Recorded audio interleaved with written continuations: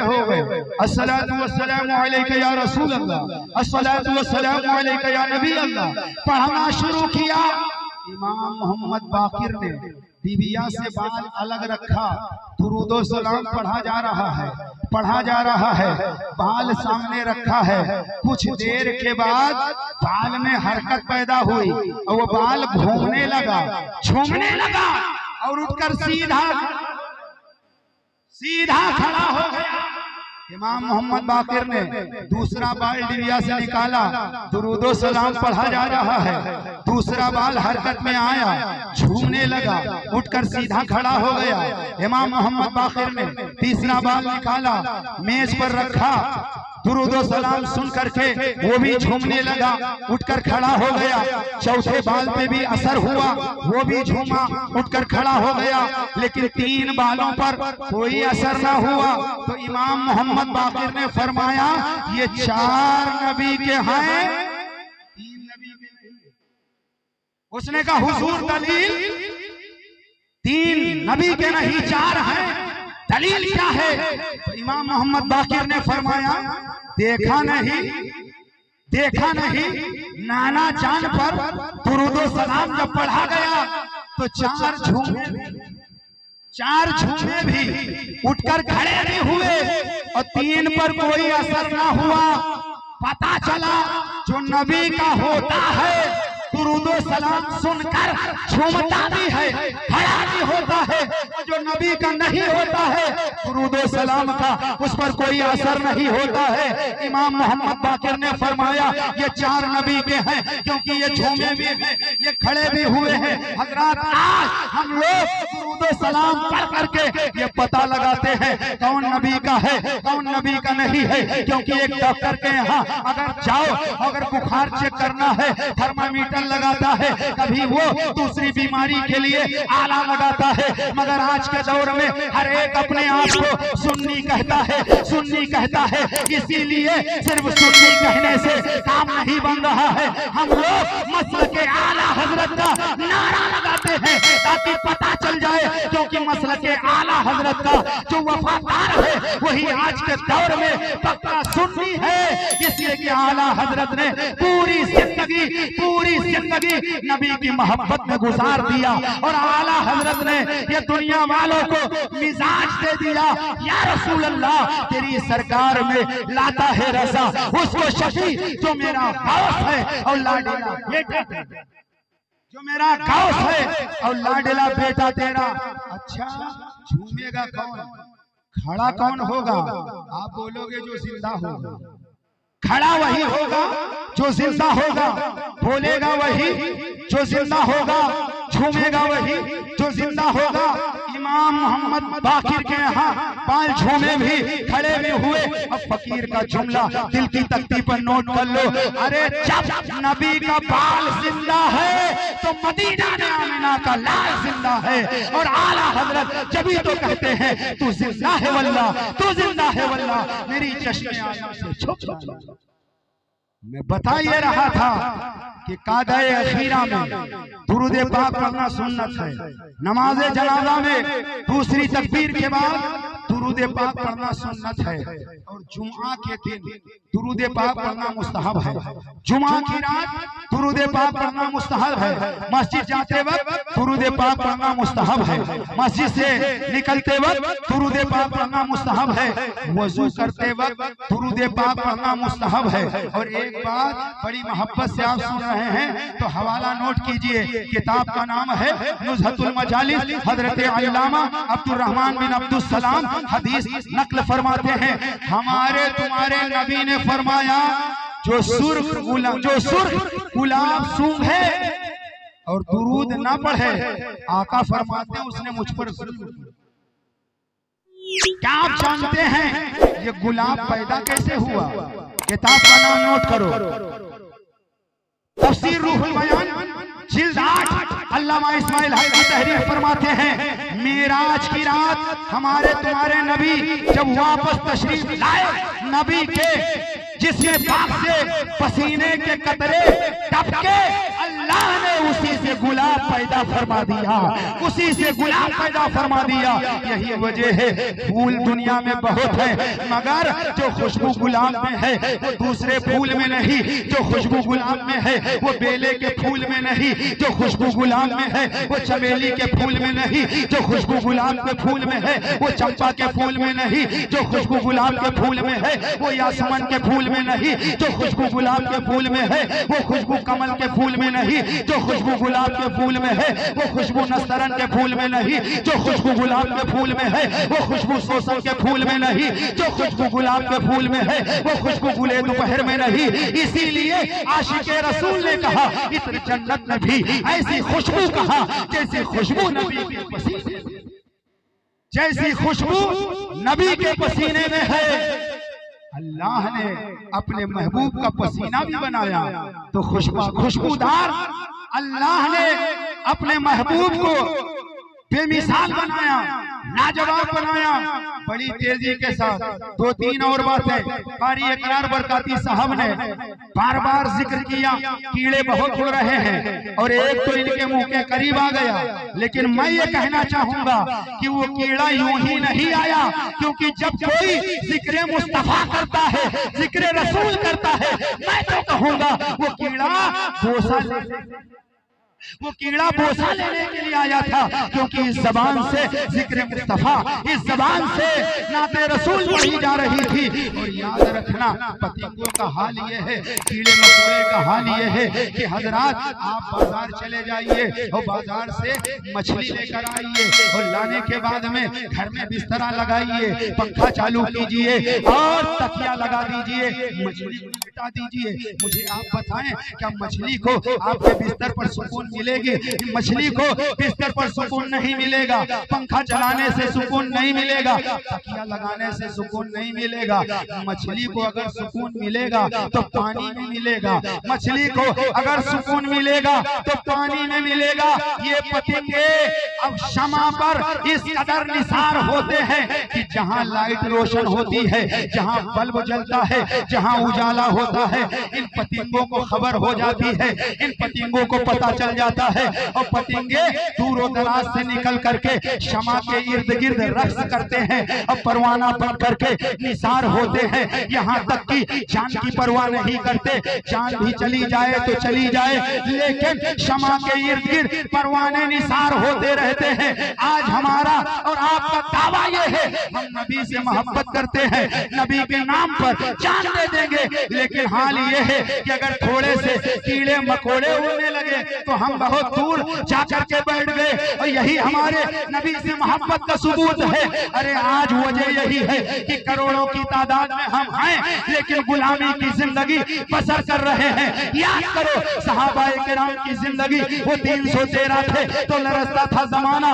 सैकड़ों की तादाद में हम करते हैं गुलामी। वो मुट्ठी भर लोग होते थे, मगर सहाबाए किराम नबी से इतनी मोहब्बत करते थे कि जान की बात आती थी तो जान दे देते थे, माल की बात आती थी तो माल दे देते थे, औलाद की बात आती थी तो औलाद कुर्बान कर देते थे, और उनको जो कुछ कामयाबी मिलती थी तो नबी से मोहब्बत की बुनियाद पर कामयाबी मिलती थी। आज हम सब कुछ करते हैं मगर नबी से सच्ची मोहब्बत नहीं है। अगर नबी से सच्ची मोहब्बत होती तो मस्जिदें हमारी खाली नजर ना आती, अगर नबी से प्यार होता तो मस्जिदें वीरान नजर ना आती।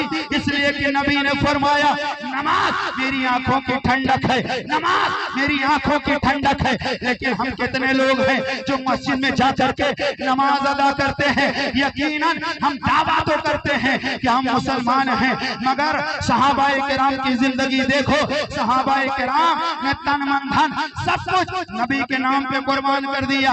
आज तो लोग समझते हैं बड़ा आदमी वो है जिसके पास धन दौलत है, लोग समझते हैं बड़ा आदमी वो है जिसके पास पास माल है लोग समझते हैं बड़ा आदमी वो है जिसके पास आल है, लोग समझते हैं बड़ा आदमी वो है जिसका खानदान बड़ा है, लोग समझते हैं बड़ा आदमी वो है जो सखी ज्यादा है, लोग समझते हैं दुनिया में बड़ा आदमी वो है जो सखावत ज्यादा करता है। लेकिन मेरा जुमला दिल की तख्ती पर नोट कर लो, आदमी ना तो दौलत की बुनियाद पर बड़ा होता है, आदमी ना तो हुकूमत की बुनियाद पर बड़ा होता है, आदमी ना तो सखावत की बुनियाद पर बड़ा होता है, आदमी ना तो खानदान की बुनियाद पर बड़ा होता है, आदमी ना तो नज़्म व नस्र की बुनियाद पर बड़ा होता है, आदमी ना तो प्रॉपर्टी की बुनियाद पर बड़ा होता है।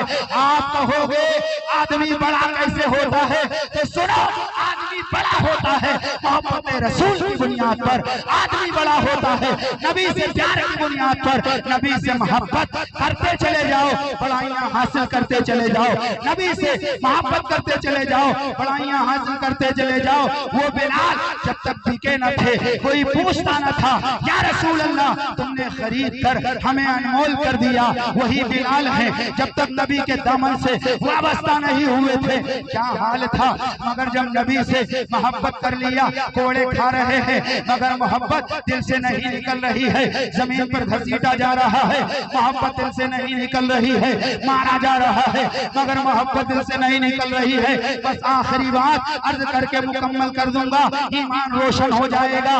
तो जब बिलाल ने नबी से मोहब्बत किया तो मिला क्या, तो सुनो, जब मक्का फतेह हो गया, फतेह मक्का के बाद दीगर सहाबा मौजूद हैं, मगर जब अजान का वक्त आया तो नबी ने अबू बकर से नहीं कहा, उमर से नहीं कहा, उस्मान से नहीं कहा, नबी ने फरमाया बिलाल तुम काबे की छत पर चढ़ जाओ, बिलाल तुम काबे की छत पर चढ़ जाओ और अजान कहो। मैं सोचने लगा, या अल्लाह बिलाल ही को काबे की छत पर क्यों चढ़ाया, बिलाल ही को काबे की छत पर क्यों चढ़ाया।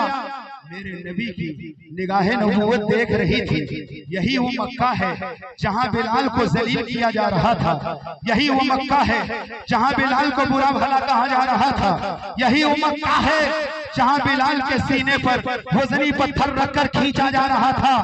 मेरे नबी ने बिलाल को काबे की छत पर खड़ा करके दुनिया वालों को बता दिया, ए दुनिया वालों अब बिलाल का मकाम देखो, बिलाल किसी मकान की छत पर नहीं है, बिलाल काबे की छत पे है।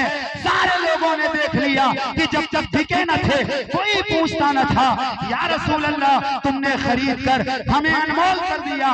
बिलाल काबे की छत पर खड़े हो गए और कहने लगे, या रसूल अल्लाह अभी तक जहां जहां अजान दी है रुक किया था काबे की तरफ, लेकिन या रसूल अल्लाह आज तो आपने काबे पे खड़ा कर दिया है, आकर रुक किधर करूं, किस समत मुंह करके अजान पढ़ूं। तो मेरे आका ने फरमाया, उठाओ अल बिदाया व निहाया देखो।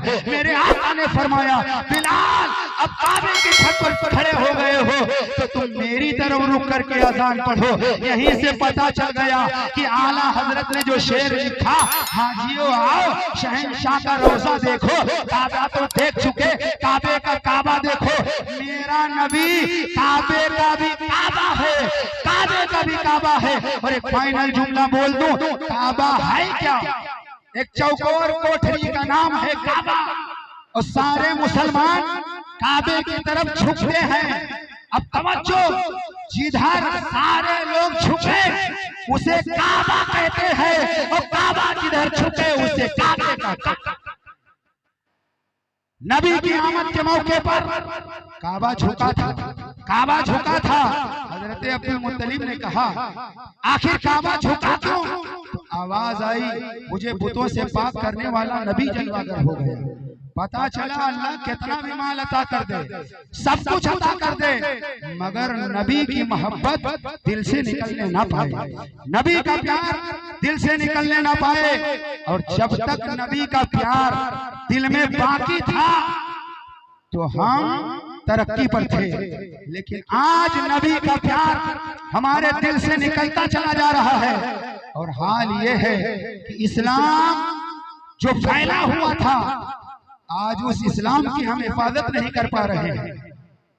आज अगर तारीख देखें तो आपको पता चलेगा कि हिंदुस्तान में इस्लाम जो फैला है वो मखदूम अशरफ जहांगीर सिमनानी के कदमों की बरकत है, वो अल्लामा फजल खैराबादी के कदमों की बरकत है, औलियाए किराम के कदमों की बरकत है। और मखदूम अशरफ जहांगीर सिमनानी ने सल्तनत को ठोकर मार करके दुनिया वालों को बता दिया, है दुनिया वालों सल्तनत के पीछे मत भागो, हुकूमत की तरफ मत भागो, क्योंकि जो सल्तनत के पीछे भागता है वो अपने वक्त का महरूम होता है, जो सल्तनत को ठोकर मारता है अपने वक्त का मखदूम होता है, अपने वक्त का मखदूम होता है। मखदूम अशरफ जहांगीर सिमनानी रदियल्लाहु ताला अन्हु की तारीख पढ़ो, पढ़ते चले जाओ, समझते चले जाओ। हिंदुस्तान में हमारे आबा व उस्ताद जो आज कलमा पढ़ते नजर आ रहे हैं, इन्हीं औलियाए किराम की देन है, इन्हीं औलियाए किराम के कदमों की बरकत है। लिहाजा नमाज की पाबंदी कीजिए, मस्जिदों को आबाद कीजिए और अपने कब्रिस्तान की हिफाजत कीजिए, इसलिए कि अगर कब्रिस्तान की हम हिफाजत नहीं करेंगे, वहाँ जानवर घूमेंगे, वहाँ दूसरे लोग बैठेंगे, तो याद रखना ये तरीका बहुत गलत है, क्योंकि हमें और आपको वही जाना है। एक बात याद आ गई है, वो बात ये है कि हजरत बहलौल राना आप शहर में नहीं रहते, आप कब्रिस्तान में जाकर दो कब्रों के दरमियान लेटे रहते। हारून रशीद ने मुलाकात का इरादा किया, फरमाया उससे कह दो कि यहीं चला है। बादशाह ने कहा कि जाकर के कहो कि शहर खाली है, शहर आ जाए, बस्ती यहाँ है, आबादी यहाँ है। तो बहलौल राना ने फरमाया बस्ती वहाँ है कि यहाँ है? मैं जब से यहाँ आया हूँ मैं देख रहा हूँ एक एक करके शहर से बारी बारी लोग, शहर से एक एक करके लोग कब्रिस्तान आ रहे हैं। वहां से यहाँ आते तो मैंने देखा है, मगर यहाँ से जाते हुए किसी को नहीं देखा। पता चला सब छोड़कर कब्रिस्तान जाना है, और कयामत जब तक नहीं आएगी तब तक कब्र में हमें रहना है। तो हम अपने कब्र की तैयारी करें और कब्र की हिफाजत करें और कब्रिस्तान जाया करें, क्योंकि कब्रिस्तान जाने में आखिरत की याद ताजा होती है। और कब्रिस्तान हम जब जाएंगे आखिरत की याद ताजा होगी, और कब्रिस्तान जब जाते हैं तो हम क्या कहते हैं? अस्सलामु अलैकुम या अहलल कुबूर, तुम पर सलामती हो ऐ कब्र वालों। अब एक बड़ा मसला भी हल हो गया, जब कब्रिस्तान जाकर के आप हम सलाम करते हैं तो अगर मुर्दे सुनते नहीं हैं तो सलाम क्यों करते हो? तो आपको कहना होगा कि नबी ने फरमाया है कब्रिस्तान जाओ तो सलाम करो। हजरात पता चला जब तुम्हारे हमारे कब्रिस्तान का मुर्दा सलाम सुनता है तो मदीने के जिंदा रसूल बदर्जे आला हमारे तुम्हारे दुरूद सलाम को सुनते हैं। आला हजरत फरमाते हैं दूर नजदीक के सुनने वाले वो कान, काने लाले करामत पे लाखों सलाम। वो किसी और का नबी होगा जो डालडा मार का होगा, हमारे नबी की शान तो ये है और कोई कैद क्या तुमसे निहा हो भला, जब ना खुदा ही छुपा तुम पे करोड़ों दुरूद। चलते चलते महल्ले में मोहब्बतें बांटिए, महल्ले में मोहब्बतें तकसीम कीजिए। एक मुसलमान दूसरे मुसलमान से मोहब्बत के साथ मुलाकात करे, नफरतों को दूर भगाइए, मोहब्बतों को फैलाइए, क्योंकि हम मुसलमान हैं। मोहब्बतें अगर हम नहीं करेंगे तो कौन करेगा? अपने नबी से, बुजुर्गों से, सहाबा से। और एक दूसरे का एहतराम करें, एक दूसरे से मोहब्बत करें। महफिले पाक में आने का, बयान करने का मकसद यही होता है कि बयान हो और उस पर अमल किया जाए। इसी में फलाह व बहबूदी है, इसी में कामयाबी और कामरानी है। कुरान की जो आयत मैंने पढ़ी, या अय्युहल मुद्दस्सिर, अल्लाह फरमाता है ऐ चादर ओढ़ने वाले, ऐ चादर ओढ़ने वाले।